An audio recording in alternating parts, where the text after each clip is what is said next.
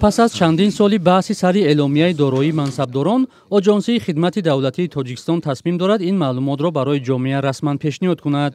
این خبر را رئیس تازه تعیین این نهاد الیاس ادریس‌زاده در نشست خبری روز سه‌شنبه 28 ینور اعلام کرد. اعلام کردن اعلام کنونی و چیز چطوری که من حوزه مواد و قطعی شناسایی هستم در این سمت کاربری ادامه رفته ایستاده است و سندهای معیاری حقوقی با وزارت اداره ها موافقه کرده شده ایستاده است و نقطه نهایی بعدی که یک خلاصه معین می شود در این قسمت و شما به طور علاوه خبر کرده می شود. منصبداران تاجیک یا خدمتیان دولتی درباره دارایی‌های خود به آژانسی خدمت دولتی اعلامیه پیشنهاد می‌کنند. این معلومات رسما پخش نمی‌شود و جامعه درباره دارایی‌های منصبداران چیزی نمی‌داند. ساکنان درباره دانستن دارایی‌های منصبداران یا تا کجا شفاف اعلام کردن این دارایی‌ها نظرهای مختلف دارند. نظری من نمی‌کند هیچ کس نمی‌کند. نه.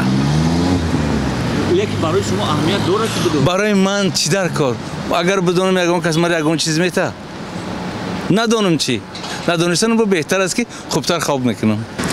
اهمیت داره که ساخت سالون من آدمو خونه هم کردن من سکسیوی کلان گرفتن ماشین گرفتن با فکرم هم پیشنهاد نمیکنن این کی و چون که بسیاریان نام دیگرها دا میگیرن خانه میگیرن ماشین میگیرن هم خودش بیزنسش و وایش وای نمیکنه این کار نمیشه این ممکن مجبوری میشود انا خودش این درکار هم نیست یک کس وایش دانستم همین منصبدارا کی منصب به گرفتن همون ایوای پراورکا میگذارن همون خودشون پراورکا کنن که همین چند قدا چی دارد و داره دیگر آدم‌ها چی در کاره حاضر خدا باشکر همه چی داره.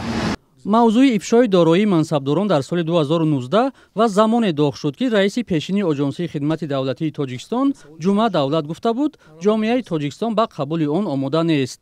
در تاجیکستان نزدیک 19,000 خدمتچی دولتی کار میکنند که با اطلاع رسمی معاش میانه آنها 1940 سومانی کمتر از $200 آمریکایی را تشکیل میدهد ولی دارایی آنها به مراتب بیشتر از درآمدشان حد زده می شود.